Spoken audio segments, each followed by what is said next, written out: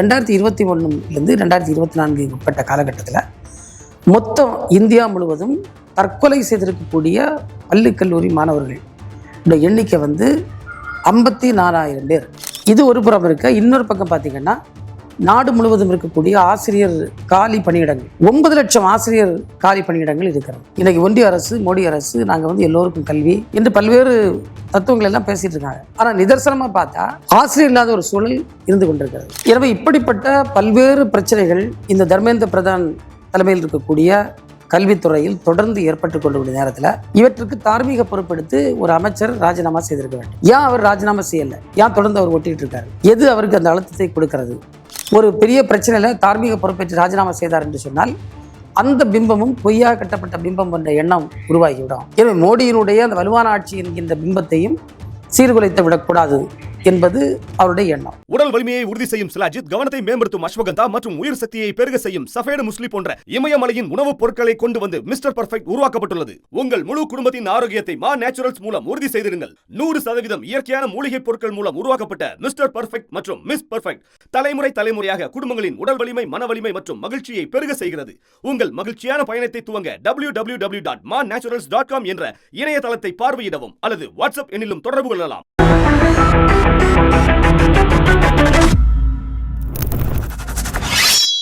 ஒன்றிய பாஜக அரசுல அங்க வைக்கக்கூடிய இந்த உயர்கல்வித்துறை அமைச்சர் தர்மேந்திர பிரதான் ராஜினாமா செய்ய வேண்டும் என்ற கோரிக்கை மிக வலுவாக வலுத்து கொண்டிருக்கிறது. அதற்கான காரணம் என்ன? ஏன் அவர் ராஜினாமா செய்ய வேண்டும்? கல்வித்துறை எப்படிப்பட்ட சீரழிவுகளை கடந்த காலத்தில் சந்தித்திருக்கிறது என்பதை பற்றி நாம் சிந்திக்க தேவை இருக்கு. ஒரு உதாரணம் பார்த்தோம்னா 2017 2025 உட்பட்ட காலகட்டத்தில் 70க்கும் மேற்பட்ட முறை இந்த வினாத்தாள்கள் கசிஞ்சிருக்கு. அந்த போட்டித் தேர்வுகளுக்கான வினாத்தாள்கள் கசிஞ்சிருக்கு. இதன் மூலமாக 1.25 கோடி 1,75,00,000 மேற்பட்ட மாணவர்கள் வெகுவாக பாதிக்கப்பட்டதாக புள்ளி விவரங்கள் சொல்லுகிறது. அதை கடந்த 10 ஆண்டுகளை நாம் கணக்கில் எடுத்தோம்னா சுமார் 89 கசிவுகள் நடந்திருக்கிறது. 48 மறு தேர்வுகள் நடத்தப்பட்டிருக்கிறது. இந்த கசிவுகள் வந்தோன்னா அதுக்கு மறு தேர்வாக 48 தேர்வுகள் நடந்திருக்கு. இதனால ஒரு 6.5 கோடி மாணவர்கள் மறுதேர்வு எழுதி பாதிக்கப்பட்டிருக்கிறார்கள். இதுல ஒரு முக்கியமா பார்க்க வேண்டிய விஷயம் என்னன்னா, இது நடந்தது அதிகமா எங்க பார்த்தோம்னா உத்தரப்பிரதேசம், மகாராஷ்டிரம், பீகார் போன்ற மாநிலங்கள். இது குஜராத், இவையெல்லாம் பிஜேபி ஆளக்கூடிய மாநிலங்கள். அங்கதான் எப்படி அளவுக்கு அதிகமான இந்த வினாத்தாள் குளறுபடிகள் தொடர்ந்து நடைபெற்று கொண்டிருக்கிறது. இன்னொரு முக்கியமான ஒரு காரியத்தை நம்ம பார்ப்போம்னா 2021 2024 உட்பட்ட காலகட்டத்தில் மொத்தம் இந்தியா முழுவதும் தற்கொலை செய்திருக்கக்கூடிய பள்ளி கல்லூரி மாணவர்கள் எண்ணிக்கை 54,000 பேர். அது நம்ம எண்ணி கூட பார்க்க முடியல, நெஞ்செல்லாம் பதக்குது. 54,000 மாணவர்கள் இந்த குறிப்பிட்ட காலகட்டத்தில் நாடு முழுவதும் தற்கொலை செய்திருக்கிறார்கள். அந்த அளவிற்கு மன அழுத்தத்தை, வலியை இந்த அரசுடைய கல்விக் கொள்கை தருகிறது என்பதுதான் அதை நமக்கு தெரிய வருது.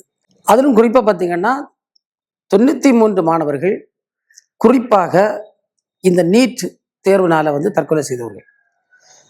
அதனாலதான் இந்த நீட் கல்வி முறையை நமக்கு வேண்டாம், +2 மார்க் பேசிஸில் நீங்கள் மாணவர்களுக்கு இடம் கொடுங்கன்னு நம்ம சொல்லிட்டு இருக்கோம். இன்னொன்று பார்த்தீங்கன்னா +2 தேர்வில் தோல்வியை சந்தித்த ஒரு மாணவி இந்த நீட்ல தேர்வு பெற்றதாக அறிவிக்கப்பட்டது. அப்போ அதில் எவ்வளவு குளறுபடிகள் இதற்கு உள்ள இருக்கு என்பதற்கு இவையெல்லாம் ஒரு பொருத்தமான எடுத்துக்காட்டுகளாக நாம் பார்க்க முடியும். இது ஒரு புறம் இருக்க, இன்னொரு பக்கம் பார்த்தீங்கன்னா நாடு முழுவதும் இருக்கக்கூடிய ஆசிரியர் காலி பணியிடங்கள் 9 லட்சம் ஆசிரியர் காலி பணியிடங்கள் இருக்கிறது. இன்னைக்கு ஒன்றிய அரசு, மோடி அரசு நாங்கள் எல்லோருக்கும் கல்வி என்று பல்வேறு தத்துவங்கள் எல்லாம் பேசிட்டு இருக்காங்க. ஆனால் நிதர்சனமா பார்த்தா ஆசிரியர் இல்லாத ஒரு சூழல் இருந்து கொண்டிருக்கிறது. அதுல 9 லட்சம் ஆசிரியர் பணியிடங்கள் காலியாக இருக்கிறது என்றால் எப்படி அவங்க தரமான கல்வியை ஏழை எளிய மாணவர்களுக்கு, கிராமப்புற மாணவர்களுக்கு தர முடியும் என்பதுதான் ஒரு முக்கியமான கேள்வி. இதோடு பார்த்தோம்னா நாடு முழுவதும் இருக்கக்கூடிய பள்ளிக்கூடங்கள் அதோடைய நிலைமை எப்படி இருக்கு? 18,727 பள்ளிக்கூடங்கள் நாடு முழுவதும் மூடப்பட்டிருக்கு. அதை கூட அவங்க எதுவுமே கண்டுக்கிடாம வேடிக்கை பார்த்து கொண்டிருக்கின்றால். இதனால பல கிராமங்களில் இருக்கக்கூடிய பள்ளிக்கூடங்கள் மூடப்பட்டு அங்கே இருக்கக்கூடிய மாணவர்கள் கல்வியை இடைநிற்றல் போன்றவற்றில் ஈடுபட வேண்டிய ஒரு நிர்பந்த நிலைமைக்கு தள்ளப்பட்டிருக்கிறார்கள். அதே போன்று 2026 ஏப்ரல் மாதத்தில் ஒரு சுற்றறிக்கை வெளியிடுகிறார்கள். அதில் வந்து புதிய கல்விக் கொள்கையின் அடிப்படையில் 2029-30 அனைத்து மாணவர்களும் மும்மொழி கொள்கை கடைபிடிக்க வேண்டும், 3வது மொழியை அவங்க கண்டிப்பாக படிக்கணும்னு ஒரு ஒரு திணிப்பு முயற்சியை கொண்டு வந்தாங்க. ஆனால் ஒரே மாதம் கழிஞ்சு மே மாதத்தில் அவங்க அடுத்த சுற்றறிக்கையின் மூலமாக உடனடியாக இப்போதிருந்து 9ஆம் வகுப்பு படிக்கக்கூடிய மாணவர்கள், சிபிஎஸ்இ படிக்கக்கூடிய மாணவர்கள் அந்த 3 மொழி கொள்கைக்கு உட்படுத்தப்பட வேண்டும், 3வது மொழியை கற்க வேண்டும் என்ற ஒரு அதிரடியான அறிவிப்பையும் இன்றைக்கு அறிவித்து மிக தீவிரமாக செயல்படுத்திகள் முனைப்போடு இருந்து கொண்டிருக்கிறார்கள். இப்போ வந்து உலகத்தில் எத்தனையோ பல்லாயிரக்கணக்கான மொழிகள் இருக்கிறது, ஒருவேளை லட்சம் மொழிகள் கூட இருக்கலாம். இந்திய நாட்டில் கூட பல்லாயிரக்கணக்கான மொழிகள் இருக்கிறது. ஆட்சி மொழியாகவே 21 மொழிகள் இருக்கிறது. ஏன்னா ஒவ்வொரு கலாச்சாரத்தையும் படிப்பதற்கு ஒவ்வொரு மொழியும் கற்க வேண்டும் என்பது ஏற்புடைய கருத்தல்ல. எனவேதான் இந்த இருமொழி கொள்கை, தாய்மொழியை கற்க வேண்டும், அதோடு உலகத்தோடு தொடர்பு ஏற்படுத்துவதற்காக உலக மொழியாக, தொழில்நுட்பத்தின் மொழியாக இன்றைக்கு இருக்கக்கூடிய ஆங்கிலத்தையும் சேர்த்து இருமொழி கொள்கை என்ற கோட்பாட்டை நாம் கடைபிடித்துக் கொண்டிருக்கின்றோம். எனவே இந்த முன்மொழி கொள்கை என்று அவர்கள் சொல்லுவதே மறைமுகமாக இந்தியை நம் மீது திணிப்பதற்கான ஒரு முயற்சியை தவிர வேறு ஒன்றுமில்லை என்பதுதான் தொடர்ந்து நாம் முன்வைக்கக்கூடிய வாதம். எனவே எத்தனையோ மொழிகள் இருக்கிறது, யார் வேண்டுமானாலும் எத்தனை மொழிகளை வேணாலும் கற்கலாம். ஆனால் கண்டிப்பாக இந்தி போன்ற ஒரு மொழியை கற்க வேண்டும் என்று சொல்வதுதான் இந்து திணிப்பு என்று ஆரம்பத்திலிருந்து நம்ம எல்லாம் தொடர்ந்து வலியுறுத்தி கொண்டிருக்கின்றோம். இனி இது பாஜக அரசினுடைய சர்ச்சைக்குரிய இந்த புதிய கல்விக் கொள்கை, இதை வகுத்தது யார்? முழுக்க முழுக்க RSS சித்தாந்தத்தின் அடிப்படையில், ஒரு பாசிச கோட்பாட்டின் அடிப்படையில் ஒரு வர்க்க சமூகத்தை கட்ட வைக்க வேண்டும் என்ற எண்ணத்தில் அவர்களால் உருவாக்கப்பட்ட கல்வி முறை தான். இந்த கல்வி முறையை நடைபெறுத்திய ரமேஷ் பொக்ரியால் என்கின்ற மனிதர் RSSனுடைய ட்ரெயின்டு ஒரு கேடர். அவர் அது மட்டும் இல்லை, அவர் முதல்வராக இருந்த காலகட்டத்தில் அவர் மீது பல ஊழல் புகார்கள் வருகிறது. ஊழல் புகார்னால அவர் வெளியே வரக்கூடிய ஒரு சூழல் வருகிறது. அப்படிப்பட்ட ஒருவரை வச்சு தான் அவருடைய அடிப்படை சித்தாந்தங்களை நிறைவேற்றுவதற்காக அதன் அடிப்படையில் அனைவருக்கும் கல்வி என்கின்ற இந்த நிலையை மாற்றி கட்டமைக்கப்பட்டிருக்கக்கூடிய ஒரு கல்வி முறைதான் இந்த புதிய கல்விக் கொள்கை என்கின்ற இந்த திட்டம். எனவே இப்படிப்பட்ட பல்வேறு பிரச்சனைகள் இந்த தர்மேந்திர பிரதான் தலைமையில் இருக்கக்கூடிய கல்வித்துறையில் தொடர்ந்து ஏற்பட்டு கொண்டிருக்கிற நேரத்தில் இவற்றுக்கு தார்மீக பொறுப்பெடுத்து ஒரு அமைச்சர் ராஜினாமா செய்திருக்க வேண்டும். ஏன் அவர் ராஜினாமா செய்யலை? ஏன் தொடர்ந்து அவர் ஒட்டிட்டு இருக்காரு? எது அவருக்கு அந்த அழுத்தத்தை கொடுக்கிறது? ஒரு 54,000 பிள்ளைகள் இந்த குறிப்பிட்ட காலத்தில் தற்கொலை செய்த பிறகு கூட அவர்கள் அதை திரும்பி பார்க்காமல் இருக்கக்கூடிய நிலைமை. இதே கணக்கை நம்ம வந்து ஒரு 10 ஆண்டு காலத்திற்கு ஒரு ஒப்பீட்டு அளவில் பார்த்தோம்னா 1,00,000க்கும் மேற்பட்ட பிள்ளைகள் இறந்திருப்பதாக அதிர்ச்சியான செய்திகளை நம்ம பார்க்க முடியும். ஸோ இதில் ஏன் அவர் தொடர்ந்து இருக்கக்கூடிய காரணம் என்ன என்பதை நாம் ஆராய்ந்து பார்க்க வேண்டிய ஒரு கடமை நமக்கு இருக்கிறது. இவங்க வந்து ஒவ்வொரு முறை இந்த பிரச்சனை வருகின்ற நேரத்திலும் அதில் வந்து அந்த அமைப்புகள் மீது ஏதாவது ஒரு குறையை குற்றத்தை சொல்லிவிட்டு அவர்கள் தப்பித்துக் கொள்வதை தவிர அரசோ அல்லது இந்த துறையோ ஒரு தார்மீக பொறுப்பு ஏற்கக்கூடிய ஒரு நிலை இல்லை. அதான் இன்றைக்கு இந்த கேள்வி. மோடி அரசும் அந்த கல்வித்துறை அமைச்சரும் ஒரு தார்மீக பொறுப்பு ஏற்க வேண்டும் என்பதுதான் நம்முடைய எல்லாருடைய கருத்தாக இன்றைக்கு வளர்ந்து வருகிறது. இப்போ வந்து பல்வேறு இயக்கங்கள், காங்கிரஸ் கட்சி நடத்துகின்ற போராட்டங்கள், காக்ரோச் ஜனதா பார்ட்டி போன்ற நடத்துகின்ற போராட்டங்கள், இவை எல்லாமே வந்து இதை தான் மையப்படுத்துது. இத்தனை லட்சம் மாணவர்கள் அல்லது பல கோடி மாணவர்கள் தொடர்ந்து பாதிக்கப்பட்டு வருகிறார்கள். இதை பற்றி ஏன் இவங்க கண்டு கொள்ளலை? ஏன் அமைச்சர் அதை பற்றி எதுவுமே பண்ணலை? அதுக்கு ஒரு தீர்வை மோடி அரசு ஏற்படுத்தவில்லை என்பதுதான் இவங்களுடைய எல்லாருடைய கேள்வியாக இருக்கிறது. இப்போ இப்படிப்பட்ட பிரச்சனைகள் வருகின்ற போது கடந்த காலங்களில் பார்த்தோன்னா அந்த அமைச்சர்கள் தார்மீக பொறுப்பேற்று ராஜினாமா செய்வது, கடுமையான நடவடிக்கைகள் மேற்கொள்வது போன்றவையெல்லாம் இருக்கும். ஆனால் இதில் வந்து அப்படி இல்லை. நமக்கு தெரியும் எப்படி சிபிஐ போன்ற நிறுவனங்களை தங்களுடைய சுயலாபத்திற்காக மோடி அரசு பயன்படுத்தி வருகிறது என்று. அதில் அதிகபட்சமாக ஒரு சிபிஐ விசாரணை போன்றவற்றை மட்டும் அமைத்து விட்டு அந்த பிரச்சனையிலிருந்து தப்பித்துக் கொள்ளுகின்ற, திசை திருப்பி விடுகின்ற ஒரு செயலைத்தான் தொடர்ந்து இந்த கல்வித்துறை சார்ந்த பிரச்சனைகளையும் மோடி அரசு கையாண்டு வருகிறது. நம்ம உலக வரலாற்றை திரும்பி பார்ப்போம்னா எந்த ஒரு பாசிச அரசும் மக்களுடைய கோரிக்கைகளை, மக்கள் இயக்கங்களை, மக்களுடைய உரிமைகளை அவங்க மதிக்க மாட்டாங்க. இப்போ தர்மேந்திர பிரதான் காரியத்திலையும் அதான் நடக்குது. ஏன்னா பிஜேபியை பொறுத்தவரையில் இதுவரையிலும் ஒரு பொறுப்பேற்று ஒரு அமைச்சர் ராஜினாமா செய்தார் என்கின்ற ஒரு வரலாறு அவங்ககிட்ட கிடையாது. அப்படிப்பட்ட ஒரு முன்னுதாரணத்தை உருவாக்குவதற்கும் அவர்கள் தயாராக இல்லை. ரெண்டாவது பார்த்தீங்கன்னா, அந்த அவருடைய கொள்கை சித்தாந்தம், இப்போ இந்த புதிய கல்வி கொள்கையாக இருக்கட்டும், நீட்டாக இருக்கட்டும், இதில் வந்து எந்த அளவிற்கு நம்முடைய மாணவர்களை அந்த கல்வி முறையிலிருந்து நீக்கி வைக்க முடியும் என்பதுதான் நம்மளுடைய அடிப்படை சித்தாந்தம். ஒரு காலகட்டத்தில் அந்த குருகுல கல்வி போன்றவற்றை அவர்கள் வைத்துக்கொண்டு எல்லோருக்கும் கல்வி என்கின்ற நிலை இல்லாமல் பார்த்து கொண்டார்கள். அதனால நம் முன்னோர்களுக்கு வந்து கல்வி வந்து தொடர்ந்து பல ஆயிரம் ஆண்டுகள் மறுக்கப்பட்ட ஒரு சூழல் இந்திய துணைக்கண்டத்தில் நிலவியது. எனவே அதே போன்று கல்வி மறுப்புக்கான அது ஒரு குறிப்பிட்ட சமூகத்தை சார்ந்தவரை தவிர மற்றவர்கள் கல்வி கற்க முடியாது என்கிற நிலையை கொண்டு வருவதற்கான அதன் விளைவாக ஒரு பொருளாதார ஏற்றத்தாழ்வு, ஒரு வர்க்க சமூக கட்டமைப்பை உருவாக்குகின்ற அந்த ஆர்எஸ்எஸ்னுடைய அந்த வக்கிரமான கொள்கை, அந்த கொள்கையை பாதுகாக்கக்கூடிய ஒருவராக தர்மேந்திர பிரதான் இருந்து கொண்டிருக்கின்றார். இறைவர் என்ன செய்தாலும் அதை பற்றி நாம் கவலைப்பட வேண்டாம் என்கின்ற ஒரு தெளிவான முடிவோடு தான் இந்த அரசு அவருக்கு துணை நின்று கொண்டிருக்கிறது என்பது நம்முடைய குற்றச்சாட்டு. நம்ம கடைசியாக பார்த்தோம்னா, மோடி வந்து ஒரு வலிமையான ஆட்சி என்ற ஒரு போலியான பிம்பத்தை கட்டமைத்துக் கொண்டிருக்கின்றார். அந்த வலிமையான ஆட்சியில் இருக்கக்கூடிய கல்வித்துறை அமைச்சர் ஒரு பெரிய பிரச்சனையில தார்மீக பொறுப்பேற்று ராஜினாமா செய்தார் என்று சொன்னால் அந்த பிம்பமும் பொய்யாக கட்டப்பட்ட பிம்பம் என்ற எண்ணம் உருவாகிவிடும். எனவே மோடியினுடைய அந்த வலுவான ஆட்சி என்கின்ற பிம்பத்தையும் சீர்குலைத்து விடக்கூடாது என்பது அவருடைய எண்ணம். ஆக இப்படிப்பட்ட காரணங்கள்னால இன்றைக்கு இவ்வளவு போராட்டங்கள், இவ்வளவு குரல்கள் எழும்பிய பிறகும் தர்மேந்திர பிரதான் இன்றைக்கும் அந்த பதவியில் ஒட்டிக்கொண்டு எந்த சீர்திருத்தத்தையும் எந்த மாற்றத்தையும் ஏற்படுத்தாமல் நீட்டு, யுஜிசி முறைகேடு, அதை போன்று புதிய கல்விக் கொள்கை, மும்மொழி கொள்கை என்று ஒவ்வொன்றாக நம்மை நசுக்குகின்ற செயல் இருக்கிறது. இதற்கு எதிராக நாடு முழுவதும் இருக்கக்கூடிய மக்கள் ஒன்றிணைய வேண்டிய ஒரு காலகட்டத்தில் நாம் இன்றைக்கு இருந்து கொண்டிருக்கிறோம். அண்மையில வந்து மோடி அவர்கள் நீண்ட நாள் இந்தியாவுடைய பிரதமராக இருந்தார் என்கின்ற ஒரு சாதனையை படைத்திருக்கின்றார் என்று சொல்லி இவரை வந்து நம்முடைய ட்ரம்ப் அவர்கள் பாராட்டவும், இவருக்கு நன்றி சொல்லவும், அப்படி ஒரே கொஞ்சலாக பல விஷயங்கள் எல்லாம் செய்துட்டு இருக்காங்க. ஆனால் நேற்றைய தினம் வந்து அந்த ஹார்மோஸ் ஸ்ட்ரைட்டில் வந்து நம்முடைய இந்தியன் ஷிப்பு, க்ரூட் ஆயில் கொண்ட அந்த ஷிப்பை வந்து அமெரிக்கா தாக்குதல் பண்ணல. அந்த க்ரூ மெம்பர்ஸ் வந்து 3 பேர் இறந்திருக்கிறார்கள். தொடர்ந்து இந்தியாவுக்கு பாதிப்புகள் வந்து கொண்டிருக்கிறது, போர்னால வந்து கொண்டிருக்கிறது, அமெரிக்காவுடைய கொள்கைகளால் வந்து கொண்டிருக்கிறது. இதை பற்றி மோடி வாய் திறந்து நம்ம யாராவது பார்த்துருக்கோம்னா இல்லை. இப்போ கூட பார்த்தீங்கன்னா 2 பிரச்சனைகள் வெகுவாக பார்க்கப்படுகிறது. ஒன்று வந்து இந்த ஒரு எல்னினோ இதனுடைய தாக்கம் ஒரு மிகப்பெரிய அளவில் ஒரு சூழியல் தாக்கத்தை, ஒரு பொருளாதார தாக்கத்தை ஏற்படுத்த இருக்கிறது என்பதை சொல்லிக் கொண்டிருக்கின்றார்கள். அதை பற்றி இவர்கள் எதுவும் வாய் திறந்து பேசலை. இன்னொன்று, இந்த தொடர்ந்து நடைபெற்று கொண்டிருக்கக்கூடிய போர். இந்த போருக்கு முந்தைய காலகட்டத்தை பார்த்தா கூட இந்திய ரூபாயினுடைய மதிப்பு வந்து டாலருக்கு இணையாக நாம் பார்க்கின்ற போது சரிந்து கொண்டே வந்துட்டு இருந்தது. இப்போ வந்து அது உச்சகட்டத்தை தொட்டிருக்கிறது.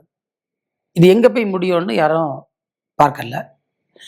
இப்போ ஒரு உதாரணமாக பார்த்தோம்னா, நீங்க வந்து 2015 ஒரு டாலர் வந்து ஒரு 68 ரூபாய் இந்திய பணத்துக்கு மதிப்பீட்டில் இருந்து இன்றைக்கு வந்து அது 98 ரூபாய் அளவுக்கு உயர்ந்திருக்கிறது. இது ஒரு மிகப்பெரிய ஒரு பிரச்சனையாக நம்ம பார்க்கலாம்.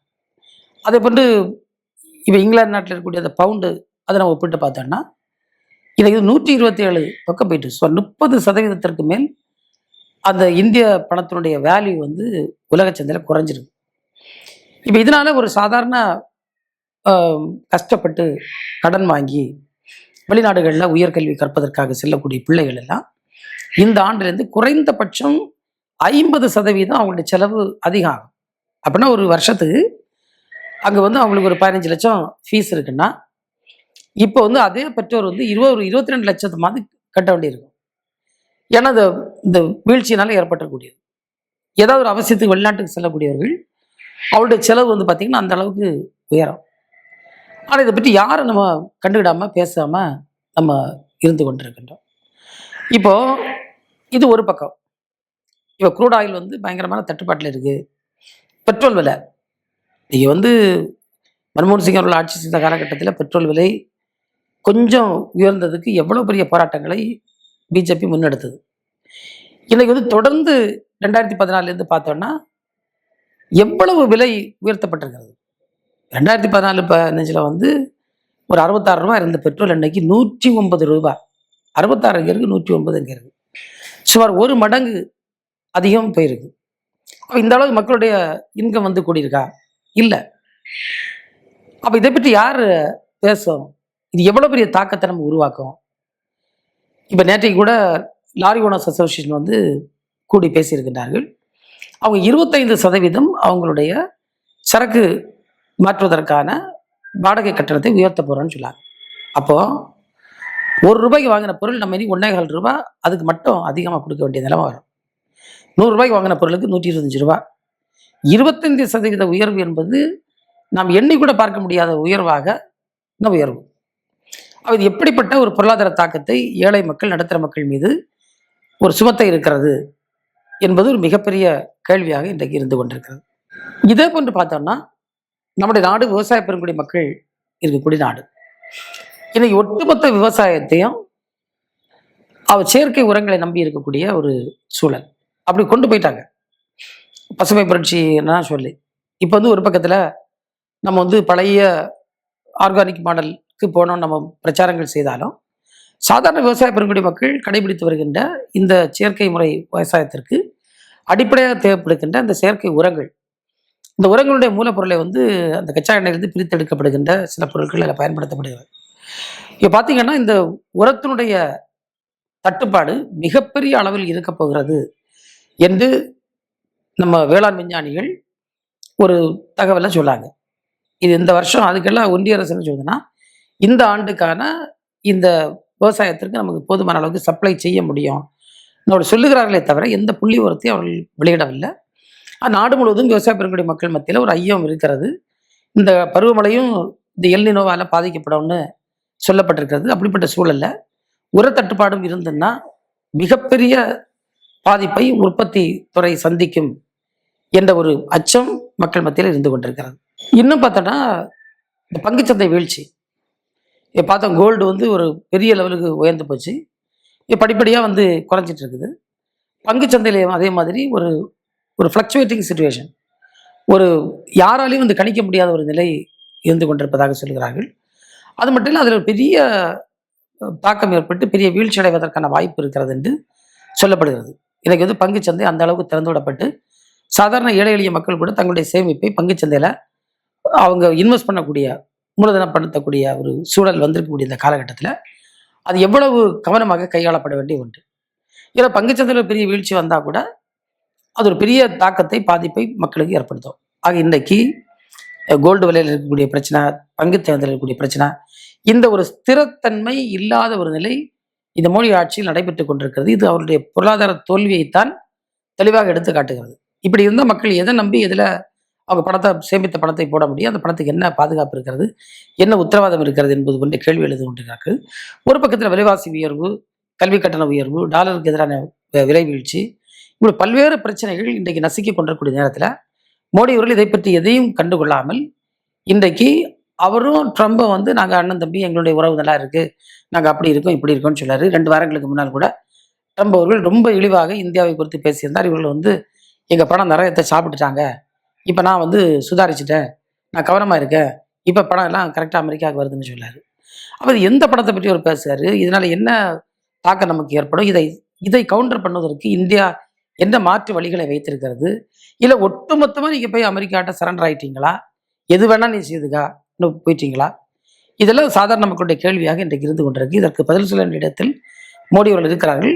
அவர் பதிலை சொல்ல வேண்டும். தன்னை வந்து நேருவோடு ஒப்பிட்டு பேசுகின்ற ஒருவர், அன்றைக்கு தன்னை உலகத் தலைவர்களோடு ஒப்பிட்டு பேசக்கூடிய ஒருவர், இப்படிப்பட்ட அடிப்படையான இந்திய மக்களுடைய கேள்விகளுக்கு ஏன் பதில் சொல்லாமல் ஒதுங்கி இருக்கிறார்? ஒரே குரலாக ட்ரம்ப் மட்டும் பேசிக் கொண்டிருக்கார் என்பதுதான் நமக்கு தெரியாமல் இருக்கிறது. ஊடகம், கார்ப்பரேட், அரசியல்வாதிகளின் கைப்பாவையாக, அடிமைகளாக இருந்தது போதும். இனி சாட்டை எடுத்து சுழற்றும் நேரம் வந்துவிட்டது. ஊடகம் பொதுமக்களாகிய உங்களுக்காக, உங்களாலேயே இயக்கப்பட வேண்டும். ஊடக சுதந்திரத்திற்காக உங்களின் பங்களிப்பை இன்றே அளித்திடுங்கள்.